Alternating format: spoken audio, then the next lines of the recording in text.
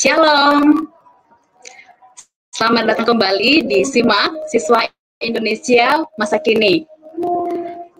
Sebelumnya kami mau menyapa setiap siswa-siswi, adik-adik yang kami kasihi di seluruh Indonesia, dan juga kami mau menyapa setiap pemirsa setia SIMAK di tiap episodenya. Kesempatan kali ini juga kami mau mengucapkan selamat tahun baru 2021. Semoga di tahun yang baru ini, dengan setiap dinamika yang ada, kita tetap berpengharapan kepada Tuhan Yesus dan kita tetap memberikan yang terbaik dalam kehidupan kita.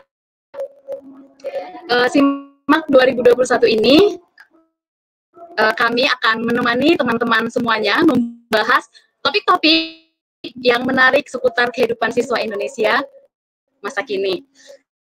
Bersama saya, Cendana, dan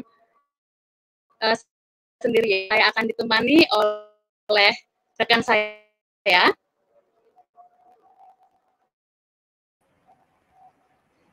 Hai semuanya, selamat malam, shalom. Ya, perkenalkan nama saya Mesias dari Makassar. Malam hari ini saya bersama Cendana akan membahas satu topik yang sangat menarik. Jadi pada malam hari ini kita sebenarnya pengen bahas apa sih, Chan?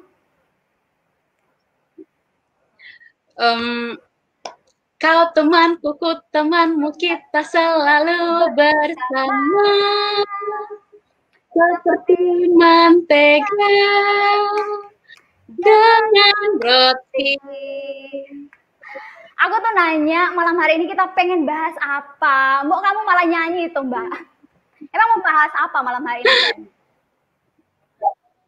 Nah, Mas, hari ini kita akan kupas tuntas tentang satu topik. Ya, penasaran ya topiknya apa? Yaitu tentang persahabatan. Nah, kira-kira persahabatan itu bagaimana sih, seperti apa, dan bagaimana caranya menjadi seorang sahabat yang baik?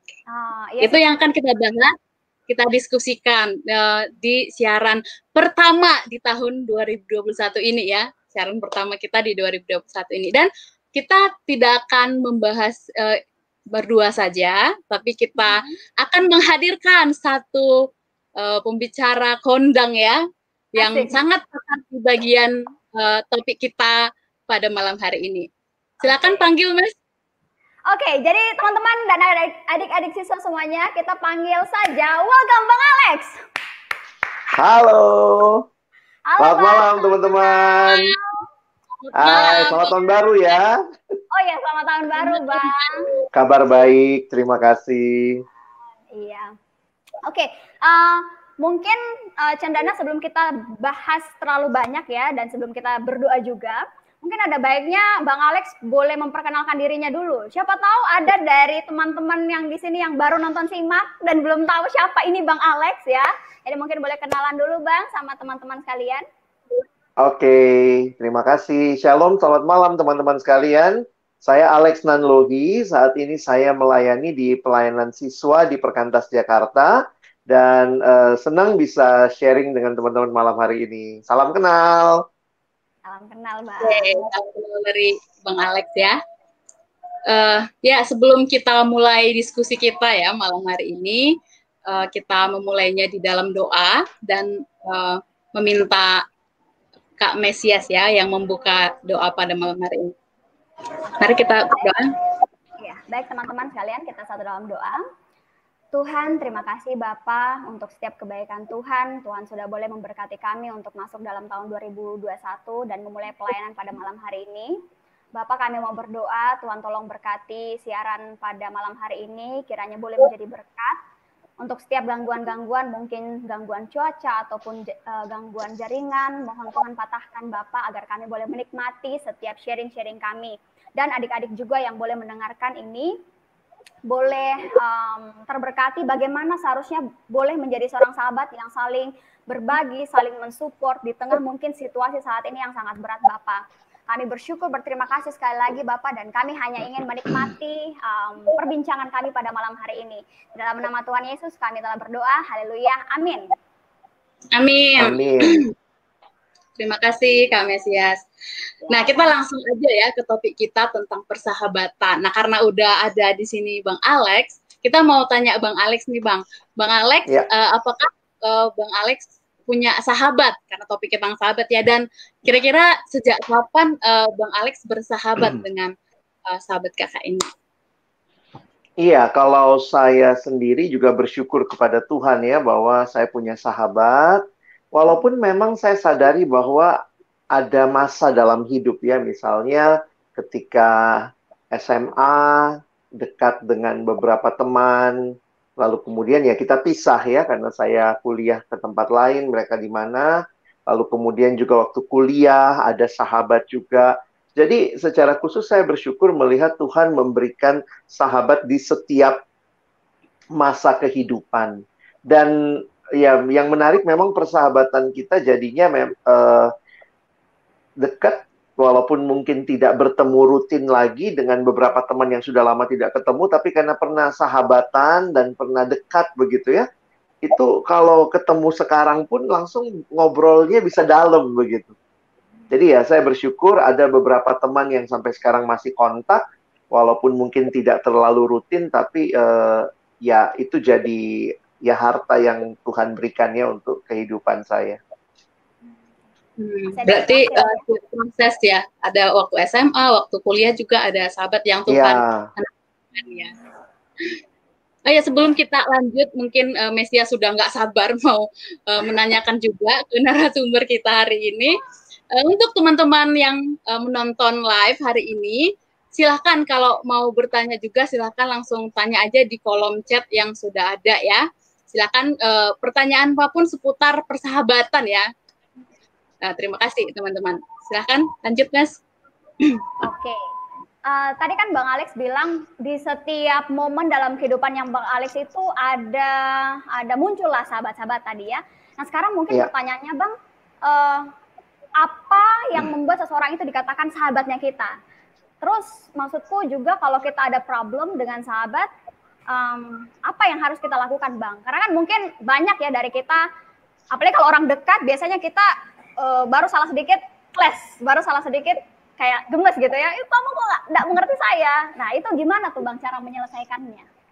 Iya, saya melihatnya begini ya, bahwa seorang dikatakan sahabat sebenarnya kalau kita lihat, saya melihatnya dalam nasihat di kitab Amsal.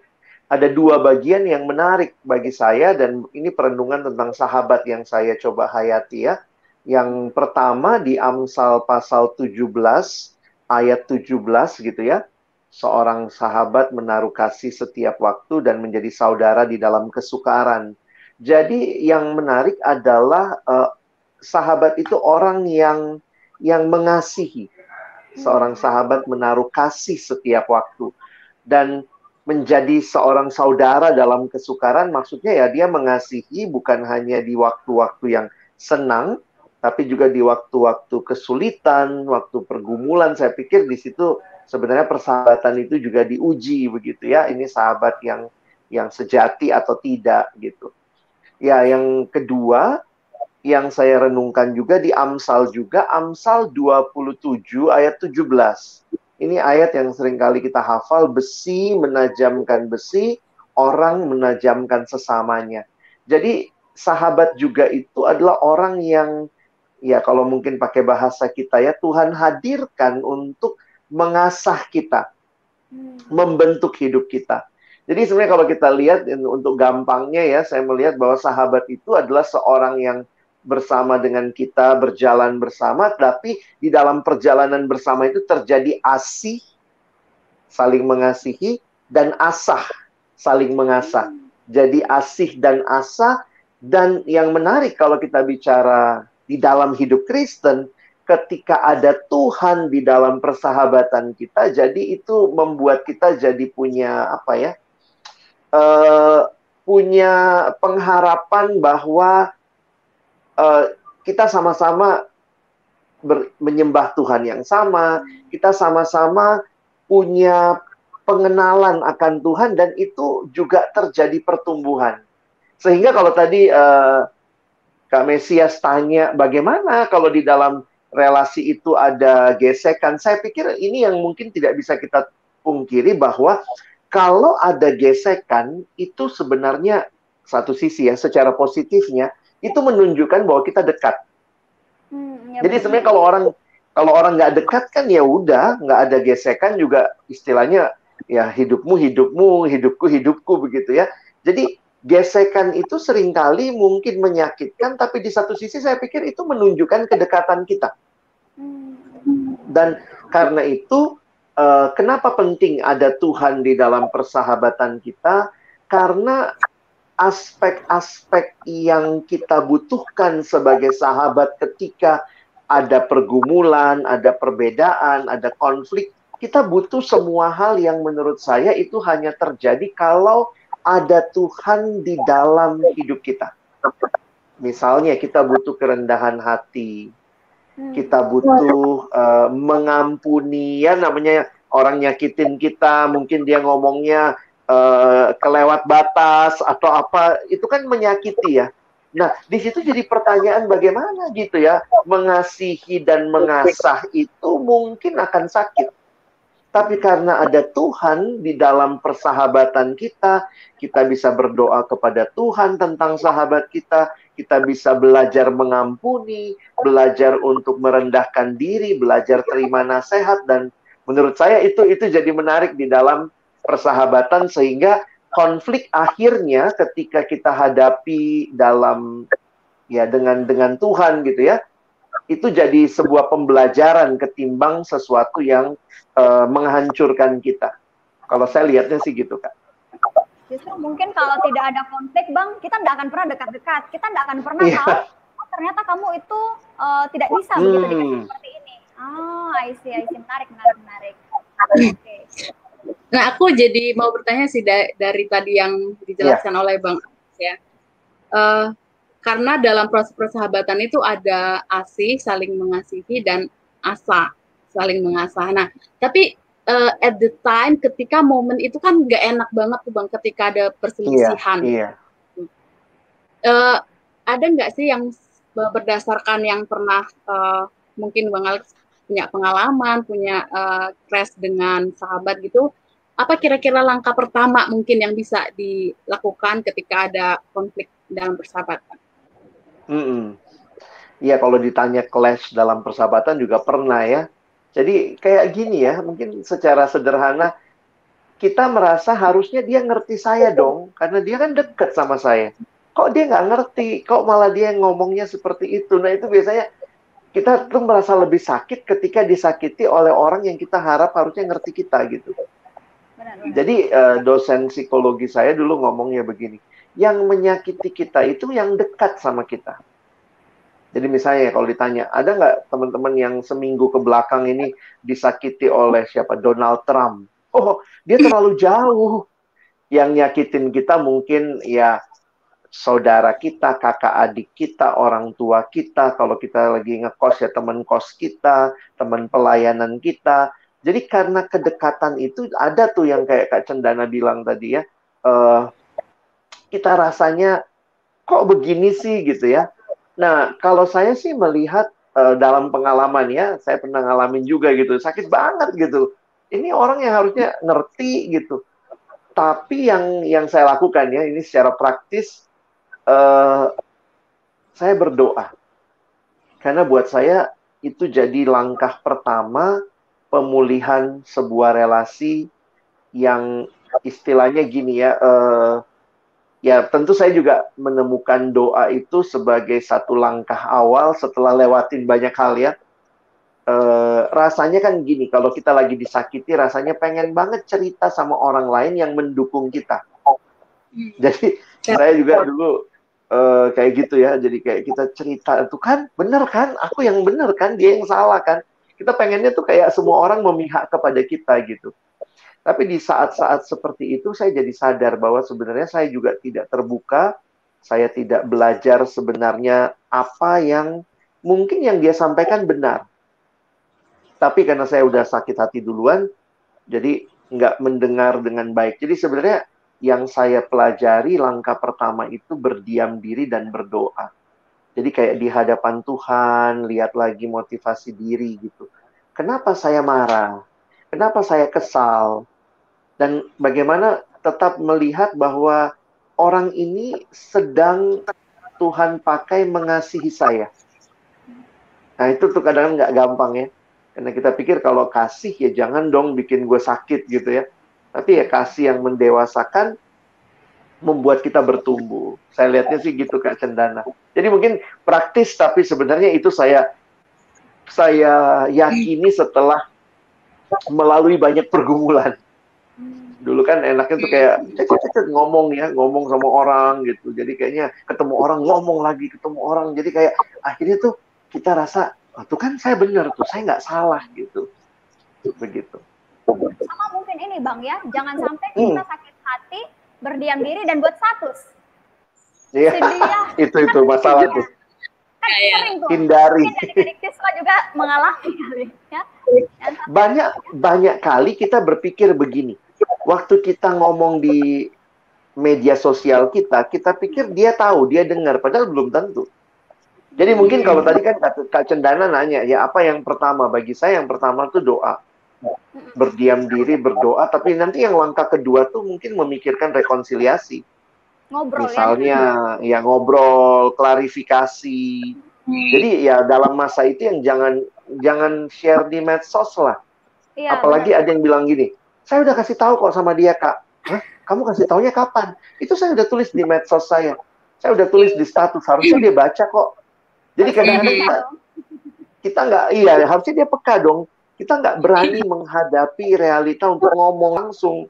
Atau ya kalau kita nggak sanggup ngomong langsung, mungkin kita bisa pakai teman yang menjadi perantara kita yang bisa lebih netral melihat itu. Begitu. Kayak mediasi gitu ya, mediator ya kalau istilah.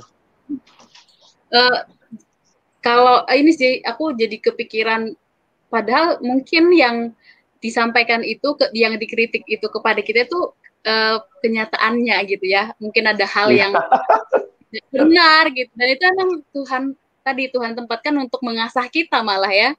Kalau kita mengerti mungkin jadi langkah pertama tadi untuk berdoa itu langkah yang paling tepat ya untuk bisa merespon kalau ada gesekan di dalam persahabatan.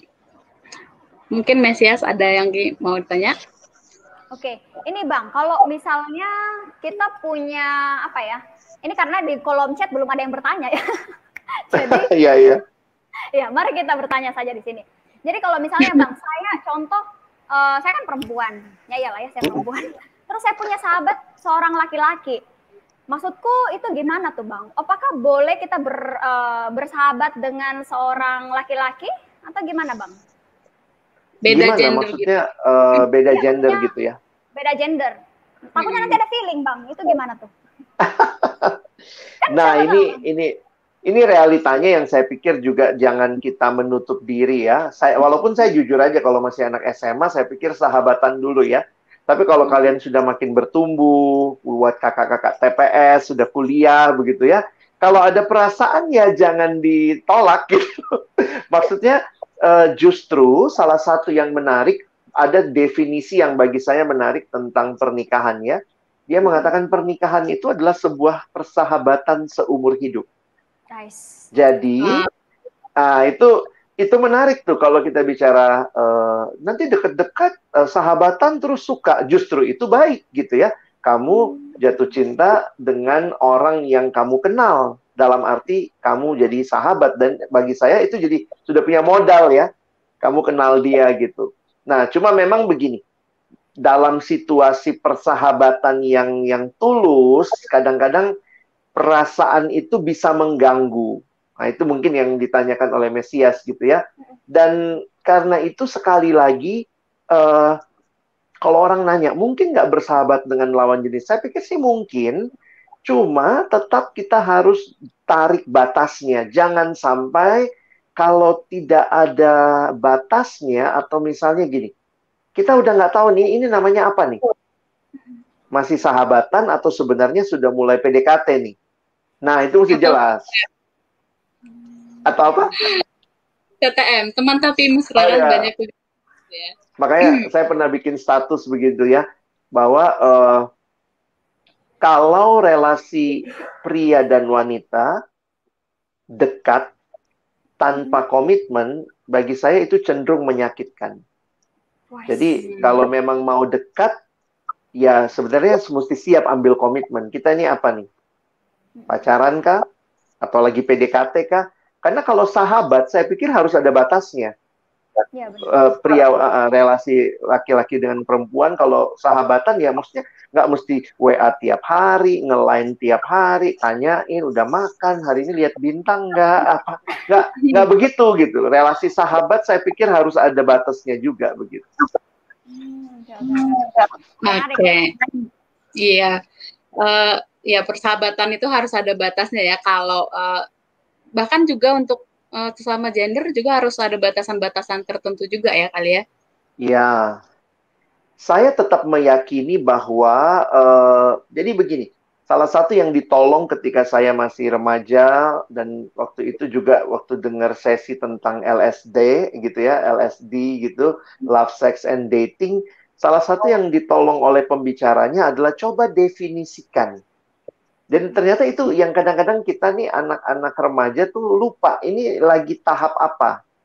Jadi bisa jadi deket-deket-deket nggak ada status. Ini apa namanya? Sahabat. Atau sudah PDKT. Atau ya kan yang paling dasar itu kan teman ya. Kita bisa berteman dengan siapa saja. Teman itu bisa lawan jenis, bisa sejenis. Lalu masuk lebih jauh lagi, sahabat. Sahabat itu lebih dekat dari teman. Karena kita bisa sahabat, kita bisa temenan sama semua orang, tapi mungkin kita hanya bersahabat dengan beberapa orang. Karena ada keterlibatan emosi yang lebih dalam. Di dalamnya kita bisa sahabatan sama yang sejenis maupun yang lawan jenis.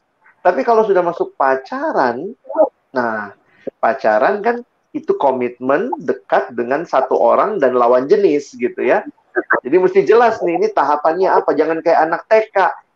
Siapa pacarmu? Satu kelas semua cowok. Kalau cewek ditanya satu kelas itu pacarnya semua. Si Kevin, si Roy, si apa tuh pacarnya semua. Nah, jadi kita perlu punya batasan, kita sedang dalam tahap apa nih? Sahabatan kah? Atau mungkin sudah lebih dari itu? Oke. Nah, ngomong-ngomong tentang tadi Bang Alex sempat nyinggung tentang pacarnya, dan disimak edisi Februari nanti kita akan bahas juga tentang pacarnya. Jadi cuman yang pas ya Februari, di bulan kasih sayang ya. Iya, bulan kasih sayang, dan akan bahas juga tentang pacaran, tentang cinta ini ya. Wow. Jadi sebenarnya ini tadi bridgingnya ya, menuju ke Februari. Trailer ya. Teaser. Nah, kalau teasernya. Kan kalau dari yang kita tahu ya, dari bahasa Yunani kalau nggak salah, saya nggak terlalu juga ya, itu kan ada 4 macam kasih ya Bang ya. Dan khusus malam hari ini kita akan bahas tentang kasih persaudaraan. Kasih apa ya? Philia atau storge ya? Philia ya. Ya, philia. Oke. Jadi tadi Bang tentang bersahabat beda gender. Bagaimana kalau kasusnya seperti ini? Kita udah sahabatan nih sejak SMP mungkin ya, beda gender. Terus waktu SMA kita punya ini nih pacar, udah punya pacar, atau pas kuliah gitu, pas sudah kuliah kita punya pacar dan kita masih punya sahabat. Nah, gimana batasan yang baik supaya sama-sama enak nih jalan dengan sahabat tetap baik dan pasangan juga tetap baik. Nah, mungkin juga ada nasihat-nasihat juga ya yang bisa Bang Alex bagikan kepada pemirsa Simak Malam hari ini. Iya, terima kasih Kak Cendana. Ini pertanyaan yang sangat baik karena ini banyak yang menghadapinya dalam realita keseharian. Ya, kita nggak bisa tutup mata, apalagi untuk orang yang misalnya jadi pacar kita itu kan paling juga baru kenal berapa lama. Sementara sahabat bisa jadi sudah jauh lebih lama mengenalnya. Nah, tapi saya tetap meyakini bahwa persahabatan itu sesuatu yang apa ya? Yang lebih panjang, lebih lama. Tetapi ketika seseorang masuk dalam relasi yang khusus seperti pacaran, saya pikir tetap harus dibicarakan dan ada garisnya yang kita jadiin batas, karena paling tidak begini ya, orang ini sudah terikat komitmen dengan pribadi yang lain. Apalagi kan ini kita bicara lawan jenis kan, pacaran dengan lawan jenis, maka jangan, kalau saya pakai prinsipnya begini, kalau sudah pacaran, maka jangan punya teman dekat lawan jenis eh, yang intens. Karena dalam arti itu akan membuat relasi yang sedang teman-teman bangun tidak mendapat porsi yang tepat. Jadi misalnya ada apa-apa, ceritanya sama sahabatnya. Ada apa-apa, cerita sama sahabatnya. Malah nggak cerita ke pacarnya, gitu. Kenapa? Karena dia masih lebih ngerasa ada sahabat yang lebih ngerti dia. Padahal mungkin ini lawan jenis, dan ini dalam menjalani relasi itu tentu, apa ya, kalau dibilang begini, kalau saya sudah kenal Cendana lama, maka pasti Cendana lebih ngerti saya. Nah, anggaplah tiba-tiba saya pacaran sama orang lain, maka dia kan baru belajar ngerti saya. Kalau saya terus-terusan sharingnya sama Cendana, ya Cendana memang udah ngerti saya, akan belain saya. Tapi kalau ada orang baru, ya mungkin pacar kita gitu ya, kita kasih kesempatan dia kenal kita. Jadi jangan kehilangan kesempatan untuk mengenal dia hanya karena kita punya teman cerita, teman yang sahabat lama, ya sahabat dari masa yang sudah lebih lama begitu. Nah, juga kalau misalnya kita adalah posisinya adalah sahabat yang udah punya pacar, ketika maksudnya banget, kira-kira gimana? Sebaliknya ya. Iya, kita yang menarik dengan apa? Tahu diri gitu atau gimana? Kalau saya ngelihatnya sih tahu diri ya. Karena gini loh, kalau ditanya jangan, jadi ada yang bilang gini, tapi dia bukan saya kok yang nyari-nyari dia yang nyari-nyari saya. Kalaupun dia yang nyari-nyari teman-teman, tapi kita tahu dia sudah punya pacar, paling tidak kita punya batas juga untuk tidak menjadi orang yang istilahnya selalu ada buat dia gitu. Karena bagi saya itu akan jadi masalah begitu. Satu waktu bisa jadi masalah. Walaupun saya tidak mengatakan tidak boleh bersahabat lagi ya. Saya bukan bilang nggak boleh bersahabat, tapi harus ada batas yang jelas. Ini sahabat, ini pacar. Kira-kira begitu. Mungkin justru kehadiran sahabat itu ya mensupport relasi sahabatnya. Ya, bukan salah satu cara supportnya, jangan terus-terusan menjadi tempat curhat dari pasangan orang lain. Itu nggak pas. Itu cara support yang baik. Ya, mungkin teman-teman yang menonton live sekarang, mungkin itu siswa, TPS, itu ya, pesan dari Bang Alex, salah satu mensupport sahabat adalah jangan menjadi, apa tadi Bang? Dari tempat curhat yang pertama gitu ya. Dan malah mungkin kita yang mendorong sahabat kita ini untuk terbuka dengan relasinya, pacarnya, mungkin gitu ya. Betul. Jangan sampai kita sebagai sahabatnya malah nyaman juga. Oh ya udah sini cerita, kenapa kamu? Ya. Nah itu banyak terjadi ya ketika dia merasa, oh kok aku nggak dicurhatin lagi, kok aku jadi nomor 2 gitu. Nah itu juga ada nggak ya kisah-kisah yang seperti itu juga? Banyak Kak Cendana kisah seperti itu ya. Kita nggak bisa tutup mata, persahabatan yang lama dan dalam itu cenderung posesif. Kita tidak bisa tutup mata karena kita adalah manusia yang sudah jatuh dalam dosa. Jadi saya sendiri ngalamin waktu awal-awal punya sahabat dekat, lalu waktu dia pacaran, itu tuh rasanya langsung kok jadi yang kayak Kak Cendana bilang, kok dia nggak curhat lagi, ada apa-apa kok nggak cerita lagi gitu. Tapi, nah masa-masa awalnya tuh uring-uringan tuh. Karena istilahnya dia selalu ada buat kita, selalu ada buat kita. Tiba-tiba udah ada batasnya, ada jaraknya, terus merasa ditinggalkan. Apalagi kan ya masalah utama manusia berdosa adalah kesepian. Dan kita punya kecenderungan seperti yang Kak Mesias bilang tadi, kita punya kecenderungan merasa dibutuhkan. Wah, dia harusnya datang sama saya dong. Kalau datang sama saya pasti saya tolongin gitu. Nah, padahal kita juga mesti sadar ya, bahwa kita terbatas. Kita pun juga mungkin tanpa sadar ya, ini mungkin tanpa sadar, mendapat sesuatu dari persahabatan itu untuk mengisi kesepian kita. Dan sebenarnya dengan hal itu, kita pun harus jujur mengakui kita juga nggak tulus-tulus amat sahabatan.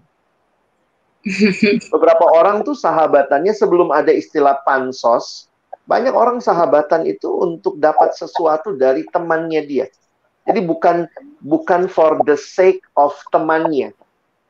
Demi sahabat saya, tapi demi saya temenan sama dia supaya saya dapat sesuatu. Nah, jadi persahabatan yang sangat egois, sangat self-centered, dan itu adalah realita kita manusia yang berdosa.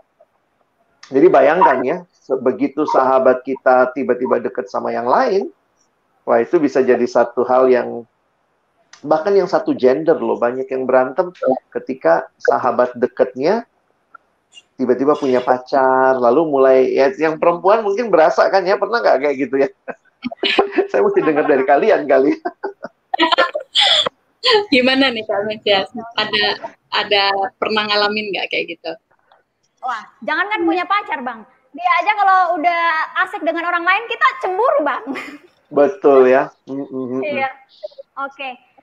Itu tadi sih ya, bagaimana kita menyikapi tentang persahabatan dengan beda gender ataupun dengan sesama gender. Nah, cuman Bang, maksudku, terus sahabat yang baik itu, maksudnya sahabat itu dikatakan baik, itu seperti apa sih Bang? Maksudnya haruskah kita selalu dengan dia, atau haruskah memang kita support dia, atau bagaimana Bang? Karena di sini juga ada cerita dari Kak Dia ya, dia cerita, ini sih permasalahannya kalau intinya yang saya baca, dia punya ada beberapa problem ya, dan itu membuat dia stres Bang. Cuman dia tuh merasa ketika ada problem itu orang-orang tuh tidak ada untuk menengahi dia gitu loh.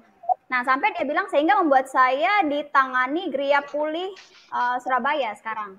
Nah, itu konseling ya, itu Gria Pulih dari biasanya hari Selasa. Kak Novi dan teman-teman Gria Pulih itu cerita ya, Gria Kasih ya, Gria Pulih Surabaya. Nah maksud saya Bang, kan maksudnya gini, kita tuh sebagai seorang sahabat yang baik harusnya gimana gitu loh dengan teman kita. Misalnya kalau kita tahu nih teman kita sedang mengalami itu, I mean what should I do? Bang. Saya melihatnya begini kali ya, kita tetap harus membuka ruang bahwa tidak ada persahabatan yang sempurna. Kita nggak bisa tutup mata, kita ada dalam dunia yang sudah jatuh dalam dosa, sehingga sekali lagi kita mungkin disakiti, termasuk seperti yang teman kita Diah alami, merasa dihakimi, kurang dapat penerimaan. Tapi juga realitanya mungkin dia sendiri ngalamin jadi susah percaya sama orang. Ya benar. Nah, jadi saya ngelihatnya gini loh. Tuhan sedang mau membawa kita dalam pertumbuhan. Saya coba lihat selalu dari konteks gambar besarnya ya. Tuhan sebenarnya lagi ngapain sih dalam hidup kita? Tuhan sedang membawa kita dalam hidup yang makin bertumbuh dan arahnya jelas. Semakin serupa dengan Tuhan. Dan kalau Tuhan sedang membawa saya makin serupa dengan Dia, Tuhan pakai yang namanya juga salah satunya persahabatan. Sebenarnya banyak hal yang Tuhan pakai untuk membawa kita serupa dengan Kristus. Tuhan pakai keluarga.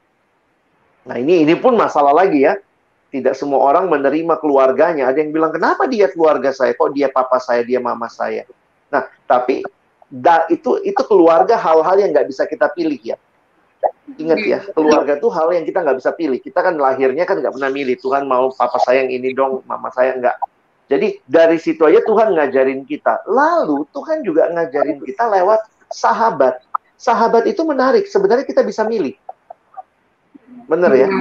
Jadi kita bisa memilih. Tetapi realitanya kita pun sadar kita memilih cenderungnya mau sahabat yang hanya mendukung kita, yang menyatakan hal-hal yang manis-manis saja buat kita.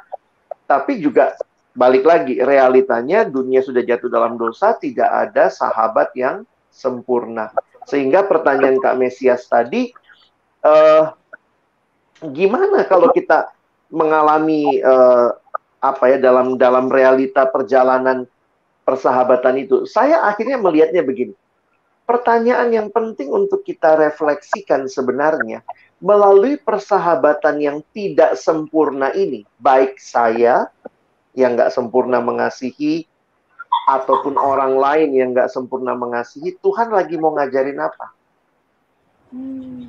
Jadi, di situ saya pikir titik yang penting untuk pertumbuhan kita. Dan ingat akhirnya, itu yang saya bilang tadi ya, Tuhan seringkali dalam pengalaman saya, menghadirkan sahabat itu bukan cuma satu dan selamanya. Tapi setiap tahapan kehidupan, Tuhan hadirkan sahabat yang berbeda-beda menolong kita, membentuk kita. Jadi, ya saya ngelihat kalau apa yang dialami oleh Diah ini, kalau begini saya cuma bilangnya begini ya, Diah, perjalananmu bersama Tuhan belum selesai. Perjalananmu bersama sahabat pun belum selesai. Ayo bersahabat, jangan skeptis. Adalah ngapain bersahabat kalau akhirnya disakiti. Tapi belajar akhirnya juga belajar jadi sahabat ketimbang belajar menuntut orang lain jadi sahabat saya. Itu beda ya. Ada kalimat bijaksana bilang begini. Saya keluar dan mencari sahabat. Ternyata tidak satupun sahabat kutemui. Lalu saya keluar dan menjadi sahabat. Ternyata sahabat ada di mana-mana. Saya ulang ya. Saya keluar cari sahabat. Saya tidak menemukan sahabat. Tapi saya keluar dan saya jadi sahabat. Ternyata sahabat ada di mana-mana. Nah, jadi teman-teman yang sedang give up sama persahabatan nih ya, banyak kan anak SMA gitu ya, udahlah, gue nggak percaya lagi sama sahabat dah. Gitu, ada sahabat tuh mengecewakan, sahabat itu kayak, jangan give up, karena Tuhan masih sedang bentuk kita. Kamu belum final dibentuk Tuhan. Dan nikmati persahabatan yang Tuhan karuniakan, baik itu ada sukanya maupun ada dukanya. Justru itu tadi ya, persahabatan yang tidak sempurna, itu tadi pertanyaan yang sangat reflektif banget ya untuk kita malam hari ini.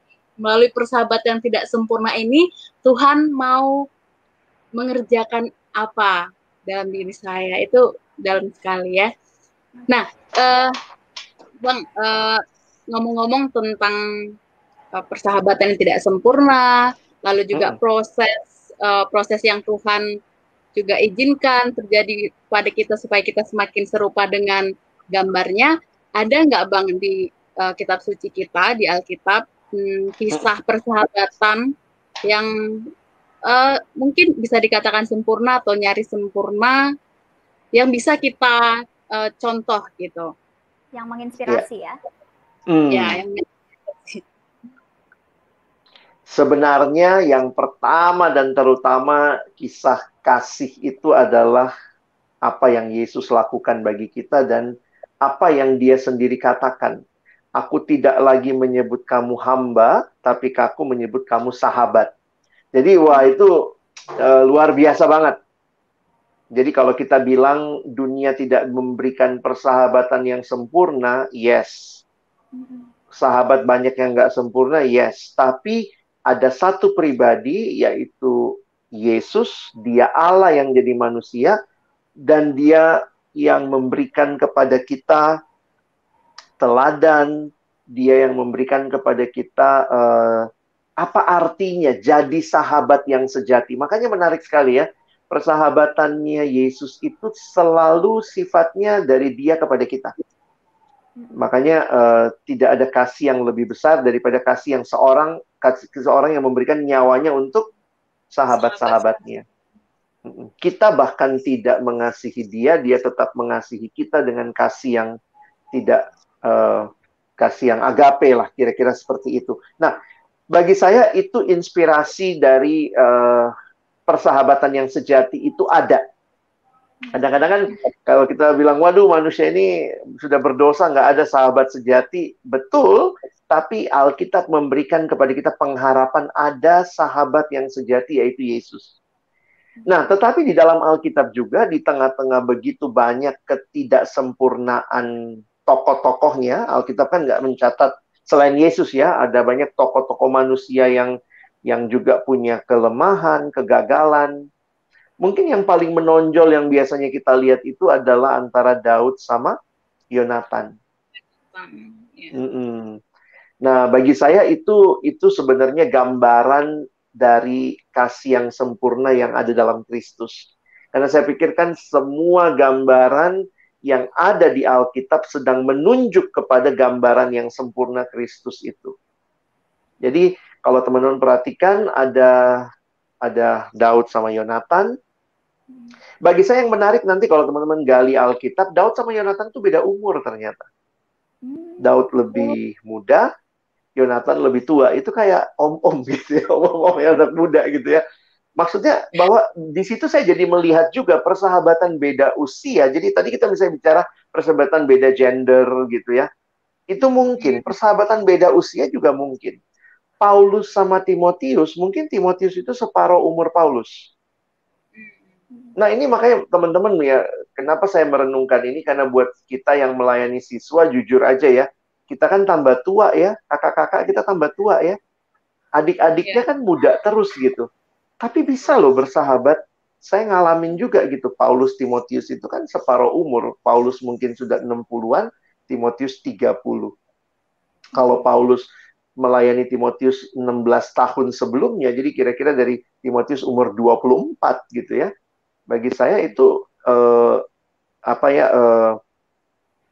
Timotius 30 kurangin 16 berarti 14 ya. 14. Jadi ya kira-kira umurnya masih semuda itu gitu. Poin saya adalah kita tetap bisa jadi sahabat kok buat siswa, jangan takut gitu. Jangan takut menua gitu. Kalau tua lalu, ya memang beberapa orang bilang, ya udah kalau tua pindah pelayanan. Kenapa? Kamu udah nggak nyambung sama siswa. Di Alkitab ada Paulus, Timotius nyambung. Ada Daud, Yonatan. Karena persahabatan itu yang terlihat jelas dalam persahabatan mereka adalah mengasihi sahabatnya dengan tulus. Lihat bagaimana Daud dengan Yonatan misalnya ya, Yonatan itu bahkan kalau kita lihat dia bahkan membela Daud ketimbang taat sama papanya. Karena papanya kan Saul mau nyuruh dia bunuh Daud. Tapi dia tahu nih. Bagi saya yang menarik begini. Bahkan ketika harusnya kan tahta itu jatuhnya ke siapa? Tahtanya Saul ke Yonatan. Karena memang kerajaan pada waktu itu kan jatuhnya ke anaknya. Tapi bayangkan ya, sahabat sejati itu bisa melihat rencana Allah dalam hidupnya Daud sampai dia mengatakan Daudlah orang yang dipilih.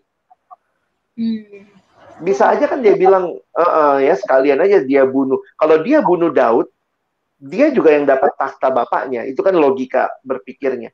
Tapi dia tuh melihat rencana Tuhan. Jadi bagi saya akhirnya begini, persahabatan sejati itu tuh saya melihat rencana Tuhan dalam hidup sahabat saya, dan dalam anugerah Tuhan, saya dipakai Tuhan menemaninya, menjalani kehidupan sesuai rencana Allah. Wow. Itu juga yang terjadi pada Paulus sama Timotius. Paulus lihat gitu apa yang Tuhan lakukan dalam diri Timotius, dan jadi bukan begini. Kadang-kadang kita suka berpikir ya, jasa kita untuk teman kita. Bagi saya jangan lihatnya begitu buat kita orang Kristen ya.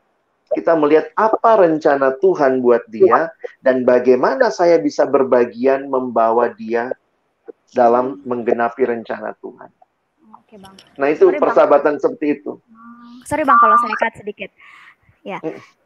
Bang, berarti maksudnya, iya ya, saya tadi baru ngeh sih di bagian itu. Maksudnya harusnya sebagai seorang sahabat, kita itu sampai setitik itu loh. Maksudnya melihat bagaimana rencana Allah akan orang ini. Kadang-kadang kan kalau aku sih sebagai PKK, kadang-kadang hanya ke AKK yang dilihat-lihati atau ke adekku. Maksudnya Iya, gitu. iya, iya. Harusnya memang seperti itu ya sebagai seorang sahabat sejati ya. Maksudnya kita sampai melihat Iya. sedalam itu. Nah, disitulah saya pikir kita mungkin juga dalam keterbatasan kita nggak bisa sahabatan sama semua orang. Maksudnya gini ya, bisa punya percakapan mendalam, bisa punya doa yang dalam buat satu orang itu kan sebenarnya takes time ya. Iya. Saya beberapa kali tuh ngalamin kayak misalnya ada orang-orang yang tanpa sadar iya ya ternyata ini bukan AKK ya. Kalau AKK kan kayak sudah Tuhan taruh lah buat kita ya. Tapi ada orang-orang yang mungkin kita kenalnya tidak dalam awalnya, tapi karena dia buka diri, misalnya ulang tahun kita tanya mau didoain apa, dia cerita yang mau didoain. Terus nanti kapan-kapan kita tanya lagi gimana hasil doanya. Lama-lama saya pikir iya ya, saya bisa lihat ada hal yang Tuhan lakukan dalam hidup dia, dan saya jadi teman doa mendampingi dia dalam waktu yang Tuhan berikan gitu. Jadi sahabat doa itu bagi saya juga satu kesempatan yang baik untuk memulai dan membangun persahabatan. Oke, Bang. Berarti tadi yang saya garis bawah, yang aku garis bawahi itu adalah rencana Tuhan buat dia ya. Mungkin di situ kadang kita yang jatuh ya. Jadi fokusnya itu pada diri kita gitu. Padahal harusnya fokusnya pada rencana Tuhan untuk dia apa gitu. Untuk saya juga apa, mungkin itu bisa kita perhatikan ya untuk kedepannya. Untuk adik-adik yang menonton saat ini juga TPS juga setiap orang yang nonton hari ini ya, dan nanti waktu nonton di YouTube. Oke. Chan, di sini ada satu pertanyaan yang belum kejawab dari Fanti. Jadi dia bilangnya sejauh mana kita bisa mempercayai sahabat, Kak? Tadi sih agak disinggung sedikit, tapi tidak apa-apa. Karena biasanya Kak ada sahabat yang akhirnya mengkhianati kita. Nah, kerendahan hatinya yang harus dilatih lagi, Kak, atau bagaimana, Kak? Iya pasti ya, itu satu sisi yang tadi Kak Mesias bilang masalah kerendahan hati. Tapi yang kedua begini loh, ini yang saya bilang tadi juga, jangan takut bersahabat. Dan apa yang menjadi konsekuensi dari persahabatan, kita harus siap menanggungnya. Ya, kita sadar ya, yang namanya persahabatan, lihat Tuhan Yesus deh. Dia sahabat sejati. Dia dikhianati? Yes, dia dikhianati oleh muridnya sendiri gitu. Jadi maksudnya begini, kadang-kadang kan kita mau bersahabat tanpa resiko. Wah, asiknya bersahabat, saya benar-benar bisa dukung dia, saya benar-benar bisa memberi segalanya buat dia. Jadi kita berharap sebenarnya dia itu sesuai dengan apa yang kita mau. Sebenarnya jujur aja, persahabatan yang semacam itu pun nggak tulus. Karena bukan demi dia, tapi demi perasaan saya nyaman memperhatikan dia, memperlakukan dia. Jadi sebenarnya bukan tentang dia. Ini tentang perasaan saya. Saya mau bersahabat yang sangat nyaman, di mana saya bisa jadi hero buat dia. Nah, ketika orang yang kita kasihi berespon beda dari yang kita harapkan, kalau tiba-tiba kita marah, kita uring-uringan, sebenarnya saya pikir di sini kita jadi tidak siap, ya. Nah, tapi tentunya ya, bagaimana mungkin tipsnya untuk Kak Fanti ya, bagaimana kita belajar membuka diri, karena juga belajar percaya itu proses. Nah, tapi prosesnya sudah dilalui pun, ada nggak yang mengkhianati? Ada juga. Makanya saya jujur aja teman-teman harus katakan, persahabatan itu lebih banyak mengajarkan tentang saya mau mengasihi nggak? Saya mau mengampuni nggak? Saya makin bertumbuh nggak dalam kasih? Ketika satu teman, ya kita cerita hari ini, besok satu sekolah tahu. Itu kan rasanya gimana gitu ya. Tapi kemudian waktu dia datang, aduh maaf saya salah ngomong. Mau nggak kita mengampuni? Mau nggak kita mengasihi? Tentu ada ketegasan ya. Tentu di dalamnya juga misalnya kita akan bikin perjanjian. Jangan gitu lagi ya. Tapi kalaupun dia gagal lagi, apakah kita juga masih mau mengasihi dan mengampuni? Jadi saya selalu melihat ini proses. Dalam proses itu, belajar percaya. Tapi percayanya juga mungkin pelan-pelan dibuka. Dan kalau kita buka hidup pada orang lain, selalu siap untuk resiko.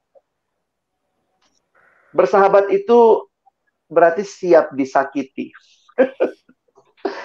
Itu yang saya pikir resiko ya, yang Tuhan Yesus sudah tanggung duluan dan dia panggil kita jadi sahabat buat orang lain.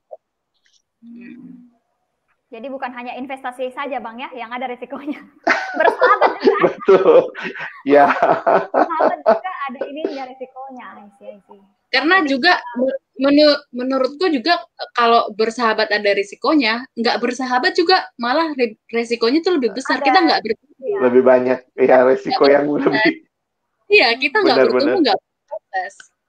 Memang persahabatan cara Tuhan tadi ya, salah satu cara Tuhan untuk membentuk kita juga dan menggenapi rencana Tuhan baik bagi sahabat kita dan kita ya. Betul. Tidak terasa ya, kita udah ngobrol hampir 50 menitan ya. Mungkin ada lagi Kak Mesias pertanyaan di kolom chat? Kalau pertanyaan sepertinya sudah tidak ada, Chen. Oke. Nah, kalau tidak ada mungkin ini ya pertanyaan. Kalau Kak Mesias masih ada pertanyaan sebelum kita mungkin pertanyaan terakhir? Kalau saya kayaknya cukup. Kayaknya nggak ada lagi ya. Tinggal dilakukan ya. Ya, bener Kak. Itu yang paling penting dan itu yang berat. Iya. Tapi ada seninya deh Kak. Betul, disitulah Tuhan lagi membentuk kita dan orang lain melalui proses ini ya. Nah ini Bang, pertanyaan terakhir mungkin ya di live kita hari ini. Ada nggak Bang kiat-kiat untuk menjadi sahabat yang baik yang bisa Bang bagikan untuk pemirsa Simak malam hari ini? Iya. Saya kembali melihat bahwa kita butuh teladan tentang persahabatan yang sejati. Dan tidak bisa tidak, bagi kita orang percaya, kita punya teladan yang sejati, yaitu Yesus. Saya pikir itu bukan cuma klise, ini karena di akhir siaran mesti ngomong Yesus, gitu ya, enggak. Kita melihat itu sungguh-sungguh nyata. Apa yang dia lakukan bagi kita semuanya adalah bukti dirinya sebagai sahabat. Bayangkan gitu ya, Allah jadi manusia, dulunya seteru, kita seterunya Allah, dia mau jadi sahabat kita, bagi saya itu luar biasa. Dan saya juga berdoa bahwa teladan ini hidup dalam apa yang kita perjuangkan menjadi sahabat. Jadi kalau teman-teman siap bersahabat, biarlah kamu terinspirasi terus dari hidup Yesus yang menjadi sahabat bagi kita. Berapa kali sih kita gagal? Saya pikir sih kita mah sering banget gagal, jatuh lagi dalam dosa. Tapi Yesus tetap mengasihi kita. Kadang-kadang memang Tuhan ngizinin ya, ada tanda kutip penghukuman, dalam arti Tuhan izinkan misalnya karena konsekuensi yang kita lakukan, ada resiko yang terjadi. Tapi bagaimana melihat dia tetap merangkul kita, dia tetap mengasihi kita, dia mengampuni kita, dia menolong kita untuk tidak mengulangi dosa yang sama. Saya pikir semua inspirasi yang Yesus lakukan bagi kita, itu inspirasi untuk persahabatan. Jadi kalau ditanya apa kiat-kiatnya bersahabat, ya serius mau bersahabat, maka pikirkan siap nggak untuk membangun hidup orang lain, mensupport dia. Waktu kita sudah support dia, tahu-tahu dia hianati kita mungkin. Waktu kita support dia, tahu-tahu dia marah. Kadang-kadang kita nggak bisa menebak gitu ya. Tapi ketika kita ngalami itu, inspirasinya dari mana? Saya nyerah nggak ya? Lihat aja Tuhan Yesus, dia tetap mengasihi. Jadi akhirnya buat saya kiat-kiat yang saya sedang pelajari ya bagi hidup pribadi, bagaimana jadi seperti Yesus bagi orang lain. Dan itu tuh, aduh, berat banget ya, karena bukan saya banget gitu. Kalau serupa dengan Alex, bukan Alex banget gitu ya. Kalau serupa dengan Yesus, wah bukan saya banget gitu. Saya maunya kalau saya disakiti, saya sakitin dia balik gitu. Itu saya gitu. Tapi Tuhan mau kalau saya disakiti, saya pun belajar mengasihi, belajar tidak dendam. Nah, itu yang lagi dipelajari, dan itu perjuangan seumur hidup. Jadi kiat-kiatnya apa ya? Rajin-rajinlah baca firman supaya tahu bagaimana jadi seperti Yesus. Ya, yang kalau yang aplikasi praktis mungkin ini kali ya, yang kalau bicara tadi Yesus sangat idealis gitu ya. Kalau praktis, nah mari jadi diri kita apa adanya sih. Oh ya. Otentik lah. Saya pikir itu buat teman-teman juga, kita nggak mengada-ngada gitu ya. Saya juga beberapa kali karena harus bersahabat, tanda kutip, pakai kata harus ya, bersahabat dengan siswa atau mahasiswa yang umurnya jauh di bawah saya. Kadang-kadang bingung nih, mesti jadi kakak gaul, tapi waktu saya gaul pun, saya gaulnya gaul tahun 80-an gitu, nggak nyambung sama generasi ini. Gitu. Sering terjadi ya? Iya, joke-nya udah nggak nyambung, ngomongnya udah nggak nyambung. Terus kadang saya pikir gini, Tuhan bersahabat itu kan saya nggak mesti jadi orang lain ya, saya jadi diri saya gitu. Dan itu akhirnya juga dalam banyak hal kayak Tuhan tolong juga. Ada juga yang merespon dengan joke lama ya. Karena ternyata dia ngelihat, dia tetap melihat, oh ya Kak Alexnya tulus gitu ya. Gitu sih. Ya justru ketika kita apa adanya, mereka jadi betul menjadikan kita sahabat ya, bukan karena kita mengada-ada berusaha apa yang dia ingini, malah itu jadi tidak enak juga ya dalam kalau sahabat. Saya udah ini sih Kak Cendana, Kak Mesias ya, saya udah siap juga. Udah banyak yang manggil saya bukan Kak Alex lagi. Mungkin sampai generasi kalian sudah panggilnya Om. Beberapa kali saya ke pelayanan siswa di sekolah atau di mana, Om bisa tolong gitu. Atau beberapa udah manggil Pak. Jadi saya pikir ya, di pelayanan siswa akhirnya nanti mungkin bukan cuma ada Kak, ada Om, ada mungkin kalau saya tambah tua juga ada Opa gitu ya. Nggak semua kita harus jadi Kak. Tiba-tiba saya udah tua misalnya, terus sok-sok pakai baju anak muda yang ketat-ketat. Anak-anak waktu lihat juga, ih kakak jijik ya gitu kan. jadi apa adanya gitu. Mungkin ada figur yang dia butuhkan, dan ya Tuhan hadirkan kakak seperti teman-teman, Tuhan hadirkan bapak seperti saya. Jadi mungkin sisi-sisi itu yang kita harus sadari, dalam bersahabat Tuhan bisa pakai semua. Ya, amin. Mungkin seperti lagu yang tadi di awal saya nyanyikan ya. Di awal ya. Aku selalu mendukungmu, mendorongmu terus maju. Nah, artinya kita dalam persahabatan mengusahakan seperti itu. Karena kalau menurut saya, kita, kalau Bang Alex tadi kan bilang harus ya, ada kata harus bersahabat gitu. Tapi kalau menurut saya, kita dianugerahkan kesempatan untuk bersahabat bahkan dengan semua umur ya, Bang Alex. Kalau Bang Alex tadi sampaikan ya, persahabatan Paulus dan Timotius, Yonatan dan Daud, ya dari umur yang berbeda gitu, yang cukup punya jenjang yang berbeda. Nah, tapi persahabatan adalah persahabatan yang saling mendukung tadi dan mendorong untuk terus maju, dan tentunya tadi gitu ya, sesuai dengan apa sih yang mau Tuhan rancangkan, Tuhan rencanakan supaya. Oke, tidak terasa kita sudah 1 jam ya berdiskusi, bincang-bincang, tanya-tanya dengan Bang Alex, membongkar semua kosakata perbedaan Bang Alex ya, untuk bisa didengarkan oleh semua pemirsa Simak malam hari ini. Ya seperti biasa di penghujung acara kita mau mendengarkan closing statement dari masing-masing kita, dari Bang Alex, Kak Mesias, juga dari saya, Cendana. Tapi dimulai dulu nanti dari Kak Mesias, saya, dan Bang Alex yang gongnya ya. Semoga. Oke. Saya kira kan dimulai dari Cendana. Mikir dulu. Ya. Makanya saya mau mikir tadi. Oke.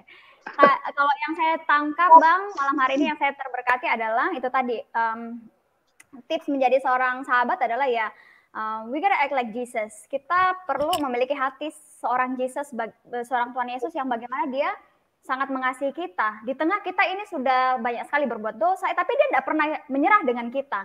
Sementara mungkin sahabat-sahabat kita sering begini, terus kita baperan atau apa. Harusnya kita tidak seperti itu. Terus yang kedua yang sangat terberkati malam hari ini adalah yang tadi, quote yang tadi Bang, yang Abang bilang, saya pergi keluar mencari sahabat tapi saya tidak menemukan apa-apa. Saya akhirnya keluar dan menjadi sahabat dan saya menemukan banyak sekali sahabat. Artinya menjadi sahabat it always start with me first. Jadi mulainya dari diri kita dulu. Kita jangan mau expect orang akan berbuat baik begini atau akan membuat kita bahagia, tapi kitanya dulu yang harus apa yang bisa kita berikan kepada orang. Itu sih yang saya tangkap dari sharing kita pada malam hari ini, Kak Cendana dan Bang Alex. Wih, keren. Thank you Kak Mesias untuk closing statement-nya. 2 ya tadi ya closing statement-nya. Saya yang saya dapat dari sharing Bang Alex sama Om hari ini, yang paling mengena itu adalah tentang pertanyaan reflektif tadi sih. Melalui persahabatan yang tidak sempurna ini, dengan kondisi manusia yang udah jatuh ke dalam dosa, dan sering sekali motivasi kita, motivasi yang tidak murni, apa yang Tuhan mau rancangkan gitu, apa yang Tuhan rencanakan melalui persahabatan yang tidak sempurna ini. Justru dari persahabatan yang tidak sempurna inilah kita dibentuk semakin sempurna, semakin serupa dengan Kristus, dan itu proses yang tidak cepat, tidak mudah gitu. Tetapi kita bisa terus menapaki proses itu ketika tadi seperti yang kata Kak Mesias, ketika hati kita satu dengan hati Yesus, ya, kita memiliki hati Yesus untuk terus mengasihi, berjuang mengasihi, dan mengembangkan ini kita, sahabat-sahabat kita juga ya. Itu dari saya. Thank you, Chen. Makasih, Cendana. Kalau saya akhirnya cuma ingin ingatkan begini. Kalau teman-teman mau meniru Yesus, tirulah Yesus yang datang jadi sahabat bagi kita. Maka saya pikir Tuhan pun hadirkan kita dalam dunia ini untuk jadi sahabat bagi orang-orang yang di dalamnya mereka bisa melihat juga melalui hidup kita siapa sahabat kita yang sejati. Jadilah sahabat supaya engkau dipakai Tuhan memperkenalkan siapa sahabat sejati bagi dunia ini. Thank you. Thank you, Bang Alex. Sama-sama. Terima kasih Alex untuk semua hal yang sudah diberikan kepada kita semuanya. Terima kasih juga untuk teman-teman yang udah pantengin ya dari awal live sampai sekarang, dan kita akan menutup simak kita hari ini. Kita akan selesai sampai di sini, dan kita tunggu simak-simak di waktu berikutnya ya. Untuk menutup, kami meminta dengan kasih Bang Alex yang untuk kita di dalam doa. Baik, mari kita berdoa. Tuhan, terima kasih. Malam hari ini kami boleh berdiskusi bersama. Terima kasih buat Kak Cendana, Kak Mesias, setiap teman-teman yang menyaksikan secara live maupun yang nanti dalam siaran tunda bisa menonton siaran malam hari ini. Kami berdoa agar kiranya kami pun boleh dimampukan jadi sahabat seperti Kristus bagi orang-orang yang Tuhan hadirkan di sekitar kami. Orang-orang yang juga Tuhan hadirkan jadi sahabat yang membentuk hidup kami. Hamba berdoa bagi adik-adik siswa secara khusus, di waktu-waktu mereka masa muda boleh membangun persahabatan. Biarlah di dalamnya mereka tetap melihat ada Tuhan yang hadir dalam persahabatan mereka, sehingga persahabatan yang dibangun di Rokris, sekolah-sekolah, di persekutuan siswa, di kota, di berbagai daerah di Indonesia, biarlah menjadi persahabatan yang membangun, yang hidup bagi Tuhan. Tolong kakak-kakak TPS, staf di berbagai kota, berbagai daerah juga boleh menjadi sahabat bagi adik-adik yang dilayani. Terima kasih Tuhan. Sekali lagi kami bersyukur buat malam hari ini, dan menyerahkan waktu-waktu simak selanjutnya melangan tema-tema yang sudah disiapkan. Kami berdoa sungguh jadi berkat bagi kami semua. Kami bersyukur menutup siaran malam hari ini. Dalam nama Tuhan Yesus kami berdoa. Amin. Amin. Amin. Ya, saya Cendana dan rekan saya Mesias dan Kak Alex, kami pamit undur diri dan sampai ketemu lagi. Bye-bye. Bye-bye.